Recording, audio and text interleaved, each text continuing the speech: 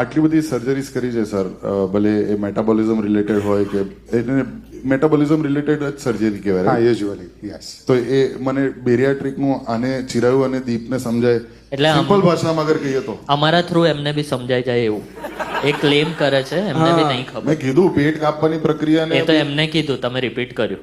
એટલે પેટ કાપવાની પ્રક્રિયા તો સી સેક્શન હોય એટલે ના, એ અલગ હોય લા, એ અમને સમજાય સર એ રીતે. લાઈક પ્રેગ્નન્સી ને ઓબેસિટીમાં ફરક હોય લ્યા, કેવી વાત. મને કન્ફ્યુઝ કેમ કરો છો? મને જ ખબર નહીં.